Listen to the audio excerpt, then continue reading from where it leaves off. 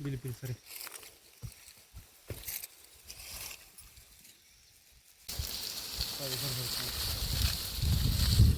नाही का म्हणजे एक बिघा टाकीचं शेजारी चाललं होतं सुरूच केलं तेवढे निघाला आहे तेवढा कांदा शेजारीची नाश्ते ते निघालाच वयाला नेत होते पण सोडीत नाही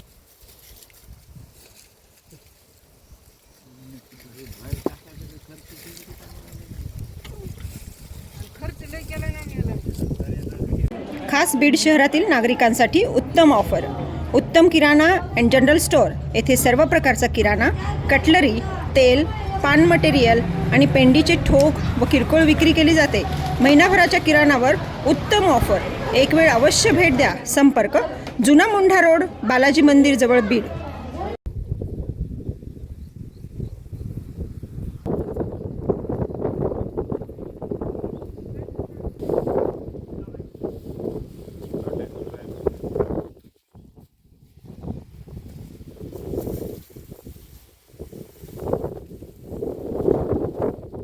बीड ऑनलाईन ज्ञानभूमीमध्ये आपलं सर्वांचं स्वागत. मी ज्ञानोबा वायबसे. 2 दिवसापूर्वी बीड जिल्ह्यामध्ये अवकाळी पाऊस पडला आणि अवकाळी पावसामध्ये प्रचंड शेतकऱ्याचं नुकसान झालं आहे. बीड तालुक्यातील कुटेवाडी या परिसरामध्ये कांदा उत्पादक शेतकरी आहेत. त्यांचं शेतामध्ये लाखो रुपयाचं नुकसान सध्या तरी पाहायला मिळत आहे. मागच्या 2 दिवसापूर्वी अवकाळी पाऊस आला आणि शेतात लावलेला जे काही कांदा आहे तो जागेवर सडला आहे, नासला आहे, खराब झाला आहे, उद्ध्वस्त झाला आहे शेतकरी. अरे आता पाहायला गेलं तर गणेश कुटे आणि ज्ञानोबा बजगुडे हे जे काही शेतकरी आहेत त्यांच्या शेतामध्ये 5 ते 6 एकर कांदा त्यांनी लावला होता. मात्र अवकाळी पाऊस आला आणि कांद्याचं प्रचंड नुकसान झालं आहे. जवळपास एका शेतकऱ्याचे 3 ते 5 लाखाचं नुकसान सध्या तरी झालेलं पाहायला मिळतं आहे. कांदा विक्रीला आला होता, गेल्या अनेक दिवसापासून झोपला होता, रात्रंदिवस कष्ट केलं, मात्र आज त्याची मातीमोल झालं आहे. तो काढायलासुद्धा परवडत नाही अशी स्थिती शेतकऱ्याची झालेली पाहायला मिळते. आपण आहोत याच शेतामध्ये ज्या ठिकाणी शेतीचं प्रचंड नुकसान झालं.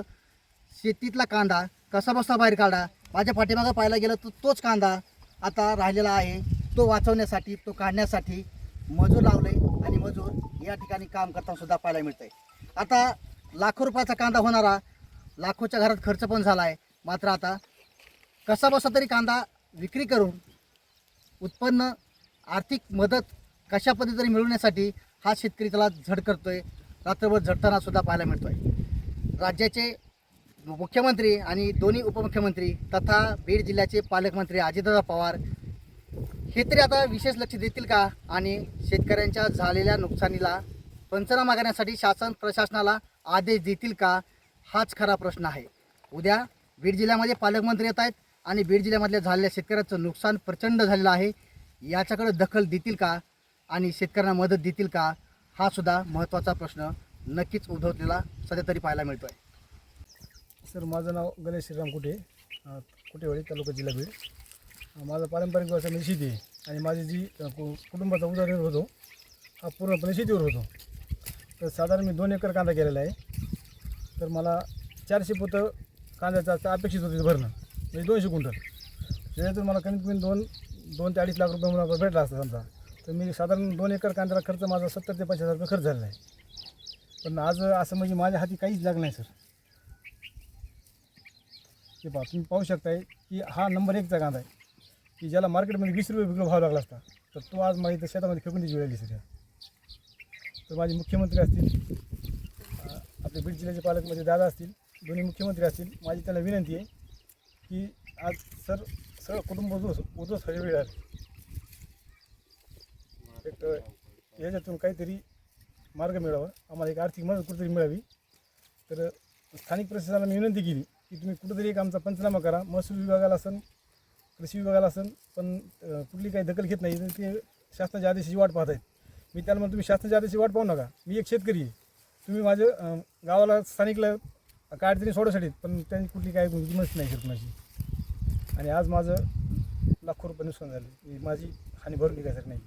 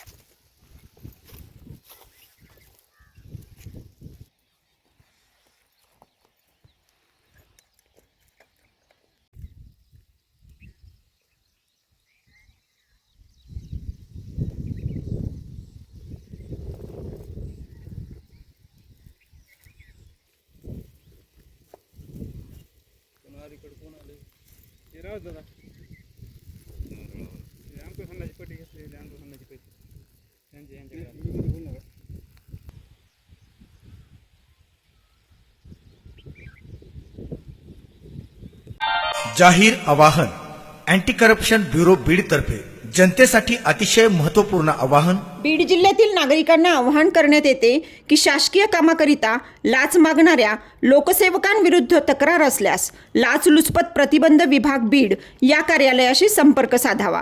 संपर्क शंकर शिंदे, पोलीस उपाधीक्षक बीड.